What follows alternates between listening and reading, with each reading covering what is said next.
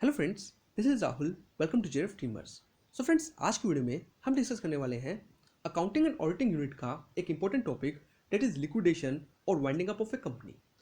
तो friends, mainly आज हम बात करने वाले हैं लिक्विडेशन होता क्या है, कंपनी को लिक्विडेट करते वक्त हम कौन से प्रोसेस को फॉलो करते हैं, लिक्विडेटर कौन होता है, उसकी रेम्युनरेशन कैसे डिसाइड की जाती है, स्टेटमेंट और अकाउंट कौन सा प्रिपेयर किया जाता है लिक्विडेशन के टाइम पर। इन सब चीज़ों के बारे में हम डिस्कशन करने वाले हैं आज की इस वीडियो के अंदर।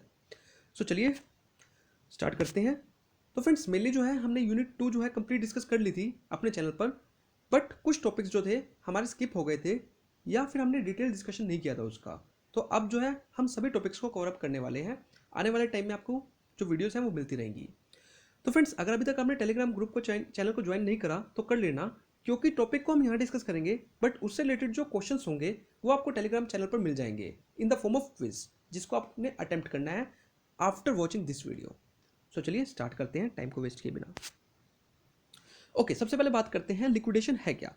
देखिए, लिक्विडेशन एक ऐसा प्रोसेस है जिसके अंदर जो है कंपनी का हम क्या कर देते हैं, एंड कर देते हैं। अब कंपनी को समाप्त करने का वक्त आ चुका है, उसको हम कह देंगे लिक्विडेशन और वाइंडिंग का।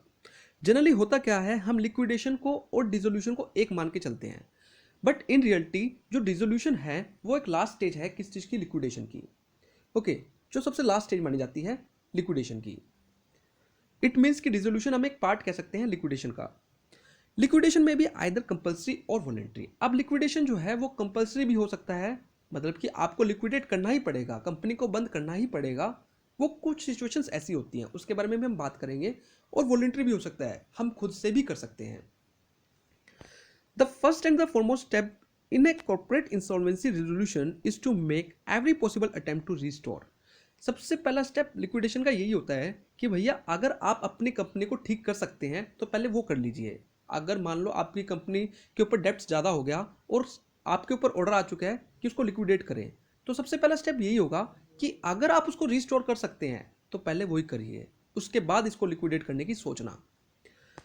Liquidation is done under the insolvency and bankruptcy code 2016। तो वैसे तो लिक्विडेशन को हम करते हैं कंपनीज एक्ट 2013, लेकिन कंपनीज एक्ट 2013 का ही पार्ट है हमारा इंसॉल्वेंसी और बैंकरप्सी कोड 2016। तो इसके अंडर जो है हम क्या करते हैं, कंपनी को लिक्विडेट करते हैं। क्वेश्चन आ सकता है, जनरल सेंस की बात है कि कंपनी को जो लिक्विडेट किया जाता है वो कौन से कोड के अकॉर्डिंग किया जाता है, तो liquid insolvency and bankruptcy code 2016। अब लिक्विडेशन का प्रोसेस कौन सा फॉलो किया जाता है, जब हम एक कंपनी को लिक्विडेट कर रहे हैं तो कौन से प्रोसेस को हम फॉलो करेंगे। प्रोसेस से रिलेटेड बहुत सारे क्वेश्चन आते हैं, क्योंकि यहाँ से हमारा इनडायरेक्ट क्वेश्चन बन के आता है। आपको कुछ स्टेप्स दे दिए जाएंगे और बताया कहा जाएगा कि इसको प्रोसेस बताइए कि सबसे पहला कौन सा स्टेप फॉलो किया जाएगा, उसके बाद कौन सा होगा। ओके, तो इसकी सीक्वेंस आप याद रख लेना। सबसे पहला काम, आप लिक्विडेटर को अपॉइंट करेंगे। अब लिक्विडेशन कराता कौन है, लिक्विडेटर ही तो कराता है। तो सबसे पहला काम किसको आप अपॉइंट करेंगे, लिक्विडेटर को, जो सारा हिसाब किताब रखेगा कि भैया आपके पास असेट्स कितने हैं, आपने पेमेंट्स कितनी करनी है, ये सारा हिसाब किताब कौन रखेगा, हमारा लिक्विडेटर ही रखेगा। उसके बाद हम बात करें selling of the assets of the company. आप कंपनी की एसेट्स को क्या करेंगे, सेल करेंगे, क्योंकि आपने क्रेडिटर्स को पेमेंट करनी है। पेमेंट करने के लिए आपके पास कैश होना जरूरी है, कैश होगा तभी तो आप पेमेंट करेंगे। वो कैश आएगा कहाँ से, अपनी एसेट्स को सेल करने के बाद। तो सबसे पहला स्टेप, हमने लिक्विडेटर को अपॉइंट कर लिया। सेकेंड स्टेप, हमने क्या कर दिया, असेट्स को सेल भी कर दिया। सेल करने के बाद हमारे पास क्या आया, पैसा आया। पैसे से हमने क्या करा, लाइबिलिटीज जितनी बनती थी, अब कंपनी के ऊपर लाइबिलिटी भी होगी। भैया कुछ डिबेंचर होल्डर से ले रखा होगा, कुछ क्रेडिटर से ले रखा होगा, ये सब लाइबिलिटी तो है। तो उनकी लाइबिलिटीज को हमने क्या कर दिया, पे कर दिया। अब क्या कहता है कि भैया in case is there an deficiency, अगर कोई डेफिशिएंसी आ गई, मान लो अपने सेट्स तो बेच दिए लेकिन पैसा आपके पास कम आया, पेमेंट आपने ज़्यादा करनी थी, तो ये हमारी क्या होगी, डेफिशिएंसी होगी। तो अगर आपके पास डेफिशिएंसी होगी तो वो डेफिशिएंसी आप कहाँ से लाओगे, वो पैसा आप कहाँ से लाओगे, तो हम क्या करेंगे, टू पे द अनकोल्ड अमाउंट। जो हमने अनकोल्ड अमाउंट है, हमने शेयर्स होल्डर से कुछ पैसा मंगवाना भी था, अनकोल्ड था, उसको मंगवा लेंगे, वहाँ से हम डेफिशिएंसी को क्या कर देंगे, फुलफिल कर देंगे। In case there is surplus, अगर कुछ पैसा बच भी जाता है, असेट्स हमारे ज़्यादा थे, लाइबिलिटीज़ हमारी कम थी, अब वो पैसे का क्या होगा भैया। अब जब डेफिशिएंसी के टाइम में आप शेयर होल्डर को याद कर रहे हो, तो जब आपके पास एक्सेस है तभी भी तो आपको शेयर होल्डर को याद करना पड़ेगा। तो वो सारा पैसा आप किसको दे दोगे, शेयर होल्डर्स को और कंट्रीब्यूटरीज को कंट्रीब्यूट कर दो, दे दोगे उसको, ठीक है। चलिए, अब हम बात करते हैं form of liquidation financial statement और अकाउंट। अब लिक्विडेशन के टाइम पे देखो एक चीज़ याद रखना, लिक्विडेशन के टाइम पे हम अकाउंट नहीं फॉलो करते, हम एक स्टेटमेंट बनाते हैं। डेट्स वाई हम ना तो यहाँ पे टू का यूज़ करेंगे, ना तो हम यहाँ पर टू का यूज़ करेंगे, और ना ही हम यहाँ पर किसका बाय का यूज़ करेंगे। बहुत कंफ्यूजन रहती है जब भी, अगर जनरली प्रैक्टिकल क्वेश्चन करते हैं हम इसके, तो हम इसमें टू और बाय का यूज़ कराते हैं, बट ये एक स्टेटमेंट है, ये भी चीज़ आपको याद रखनी है। यहाँ पर हम कोई अकाउंट प्रिपेयर नहीं कर रहे हैं। ओके, तो अब स्टेटमेंट के अंदर भी क्या होगा, एक साइड होगी हमारी रिसिप्ट, कहाँ कहाँ से हमें पैसा आ रहा है, एक साइड होगी हमारी पेमेंट की, कहाँ कहाँ हमने पैसे को देना है। अगर इन दोनों चीज़ों का हिसाब किताब हो गया आपके पास, सारी बात ही सोल्व हो जाएगी। तो अब पैसा आ कहाँ कहाँ से सकता है, एक तो कैश इन हैंड, जितना आपके पास कैश ऑलरेडी पड़ा हुआ है कंपनी के अंदर, कैश एट बैंक, जितना आपने बैंक में जमा करवा रखा है कंपनी का जो कैश होगा बैंक के अंदर, मार्केटेबल सिक्योरिटीज, कंपनी ने कहीं एसेट ले रखे थे, कुछ सिक्योरिटीज में इन्वेस्ट कर रखा था, शेयर्स में इन्वेस्ट कर रखा था वो, bill रिसेबल्स, trade debtors, loan advances, stock in trade, work in progress, land and building, तो ये सारी एसेट्स है कंपनी की। ओके, यहाँ से कंपनी को पैसा रिलाइज हो सकता है। और अगर हम पेमेंट की बात करें, secured creditors, legal charges, liquidated remuneration, other expenses, outstanding interest on debenture, preferential creditors, unsecured creditor. अब फ्रेंड्स एक क्वेश्चन है जो बहुत बार आस्क किया जाता है, वो क्या आस्क किया जाता है कि भैया कंपनी का लिक्विडेशन हो रहा है, तो बताइए सबसे पहले जो पेमेंट है वो किसको की जाएगी। इंपॉर्टेंट क्वेश्चन है कि सबसे पहले पेमेंट के ऊपर हकदार कौन है। तो जनरली जो है, अब इसमें आपकी कंफ्यूजन रहेगी। जनरली हम मान के चलते हैं हमें सबसे पहले लीगल चार्जेस को पे करना चाहिए, लीगल एक्सपेंसेस को पे करना चाहिए, बट ये गलत है। आप सबसे पहले सिक्योर क्रेडिटर्स को पे करोगे। अब ऐसा क्यों, सिक्योर क्रेडिटर्स को हम पहले क्यों पे कर रहे हैं। देखो, सिक्योर क्रेडिटर्स के पास कुछ हमारे असेट्स रखे हुए हैं, कुछ हमारे असेट्स जो हैं वो रखे हुए हैं। अब असेट्स को हमने पहले सेल करना होता है, तो असेट्स को हम तभी सेल कर सकते हैं जब उसके ऊपर अधिकार हमारा होगा। तो पहला काम होता है कि भैया वो जो असेट्स उनके पास रखे हुए हैं उनको वहाँ से निकलवाइए, ताकि हम उसको क्या कर सकें, सेल कर सकें। तो सिक्योर्ड क्रेडिटर्स जो हैं हमारे, वहाँ से हमें अपने असेट्स को लेकर उनको सेल करना है। तो सबसे पहले पेमेंट जो की जाएगी वो किसको की जाएगी, सिक्योर्ड क्रेडिटर्स को की जाएगी। उसके बाद जो है किसको की जाएगी, लीगल चार्जेस, जो आपके लीगल एक्सपेंसेस आते हैं।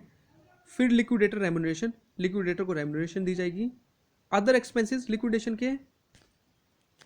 फिर डिबेंचर होल्डर की बात की जाएगी, जो इंटरेस्ट है डिबेंचर्स होल्डर का वो दिया जाएगा। डिबेंचर्स को पेमेंट की जाएगी। Preferential creditors, one of the most important, preferential creditors. अब बहुत कंफ्यूजन रहती है, सिक्योर्ड क्रेडिटर्स कह रहे हो आप, प्रेफरेंशियल क्रेडिटर्स कह रहे हो, फिर प्रेफरेंशियल क्रेडिटर्स कौन होते हैं, इसके बारे में भी हम डिटेल डिस्कशन करेंगे नेक्स्ट स्लाइड के अंदर। अनसिक्योर्ड क्रेडिटर्स हो गया, कॉल इन एडवांस हो गया। तो एक सीक्वेंस है, इसी में आपको याद रखना है कि सबसे पहले पेमेंट किसको की जाएगी, उसके बाद किसको की जाएगी।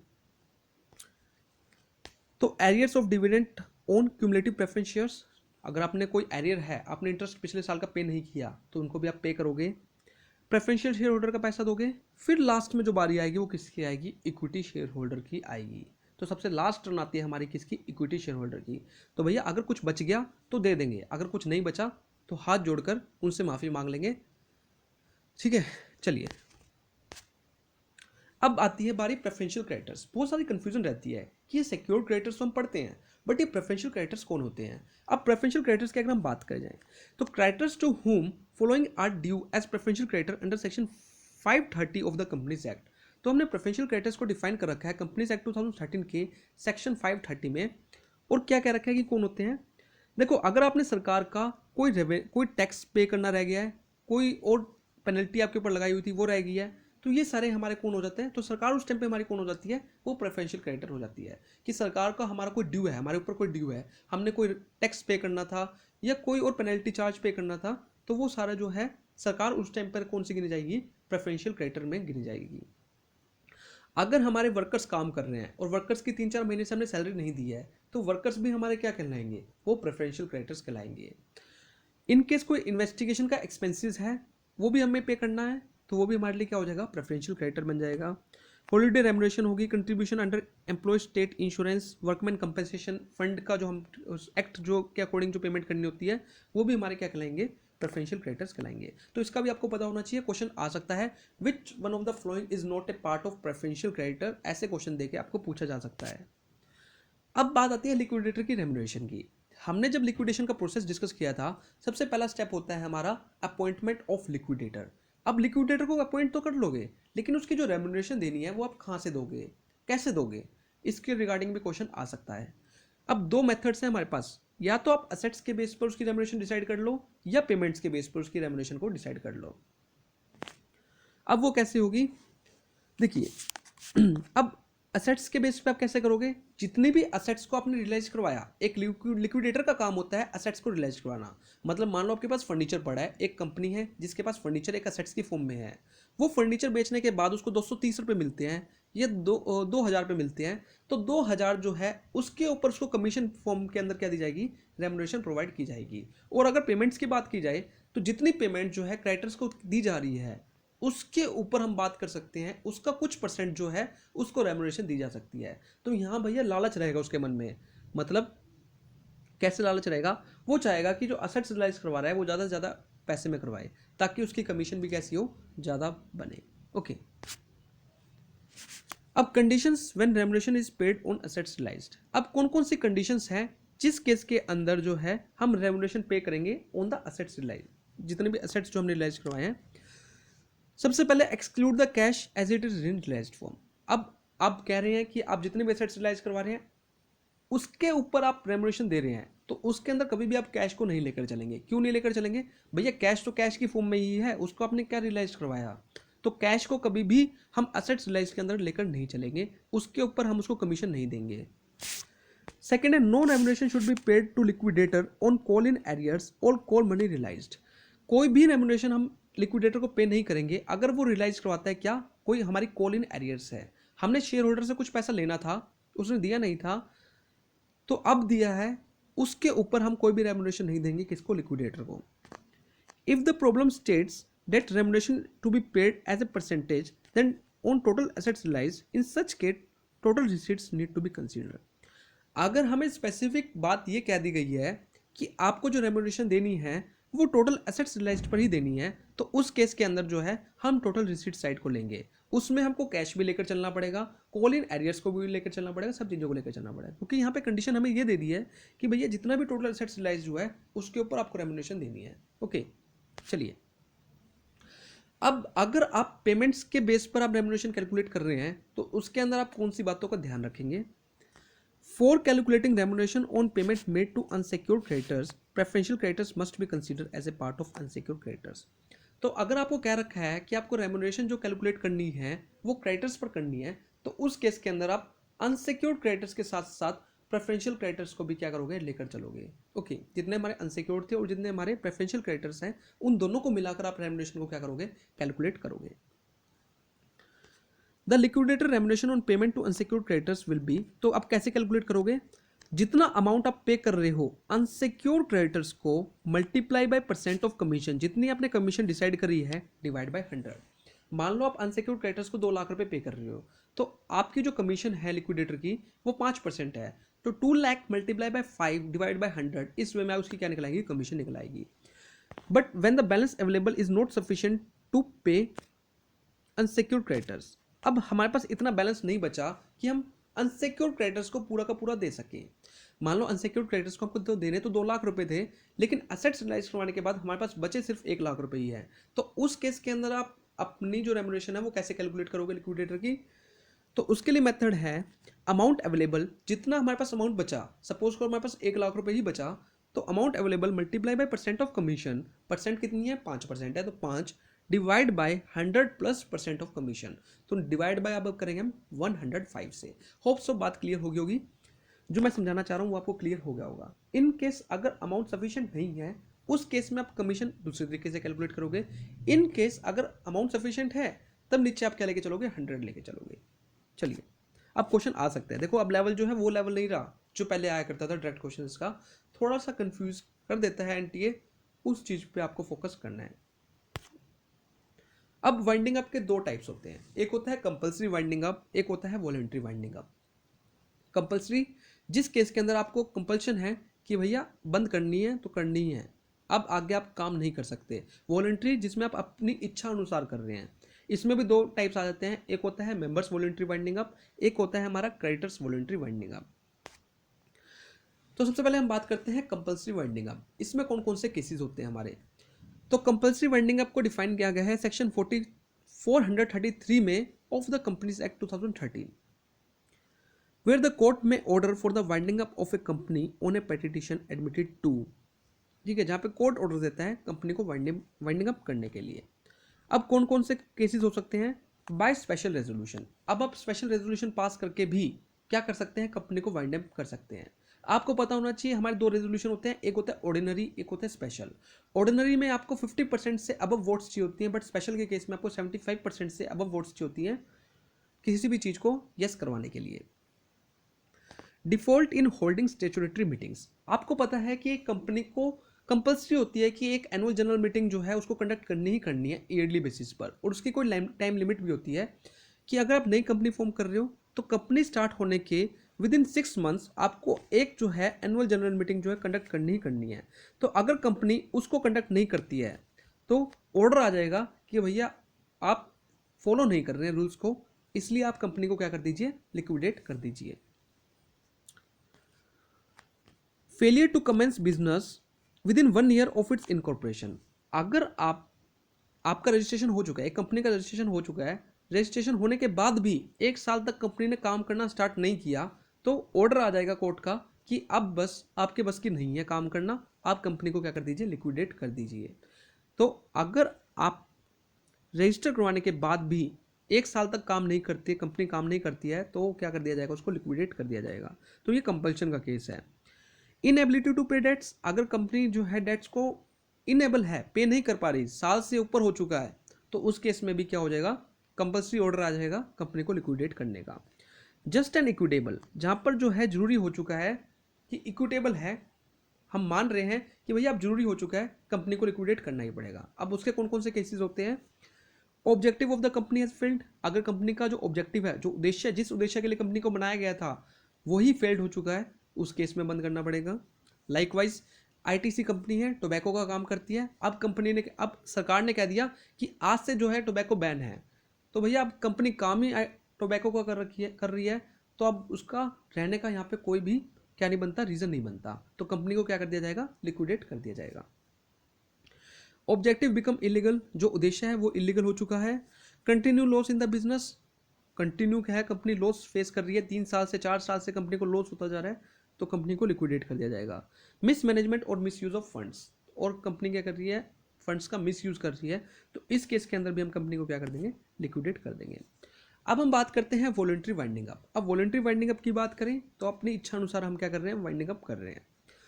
तो कौन से सेक्शन के अंदर? Section 484 of the companies act 2013 defines the case of voluntary winding up. तो इसके दो पार्ट हैं, एक होता है मेंबर्स वॉलंटरी वाइंडिंग अप, एक होता है क्रेडिटर्स वॉलंटरी वाइंडिंग अप। अब हम बात करते हैं members voluntary winding up. The members voluntary winding up is possible only in case where the company is solvent. तो जो मेंबर्स वॉलंटरी वाइंडिंग है वो तभी पॉसिबल हो सकता है जब जो कंपनी है वो सॉल्वेंट है। सॉल्वेंट का मतलब क्या है? कंपनी इस कगार पर है कि वो अगर आज भी चाहे तो अपने क्रेडिटर्स को पेमेंट करके सॉल्वेंट रह सकती है, मतलब कि उसके पास इतना पैसा है कि वो अपने क्रेडिटर्स को पे कर सकती है, ठीक है, चाहे वो अनसिक्योर्ड हो चाहे सिक्योर्ड हो, and is in a position to pay all its debts in full. Members voluntary winding up is possible in cases where a declaration of solvency is made by the company and is delivered to the register for registration। तो members voluntary winding up तभी possible है जहां पर जो है declaration of solvency company के through made किया जाएगा। मतलब कंपनी को मेंबर्स वॉलंटरी वाइंडिंग अप करने के लिए पहले अपना डिक्लेरेशन ऑफ सॉल्वेंसी को फाइल करना पड़ेगा, कंपनी को बताना पड़ेगा कि कंपनी क्या है? सॉल्वेंट है, तभी वो अपने कंपनी को क्या करना चाहती है? बंद करना चाहती है। The declaration shall be effective only if it is made within 5 weeks immediately before the passing of the resolution of winding up। तो कंपनी को जो ये डिक्लेरेशन देना पड़ेगा within 5 weeks। तो जो वीक्स है ना, ये इंपॉर्टेंट है, पूछ लिया जाता है कि कितने टाइम पहले आपको ऑर्डर देना पड़ेगा ताकि आप अपने आप को लिक्विडेट कर सके, कंपनी लिक्विडेट कर सके।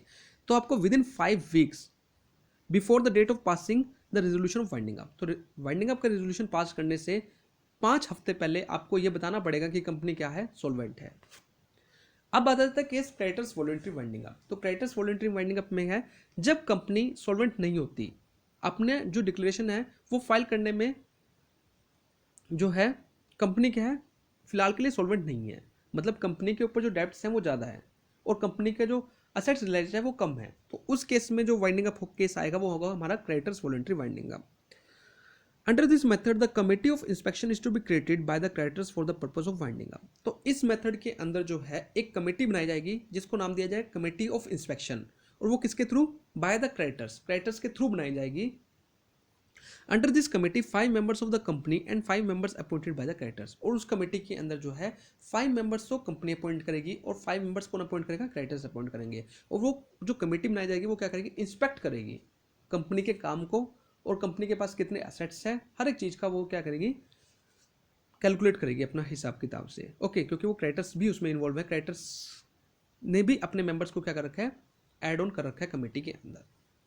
तो इस वे में जो है क्रेडिटर्स वॉलंटरी वाइंडिंग अप किया जाएगा।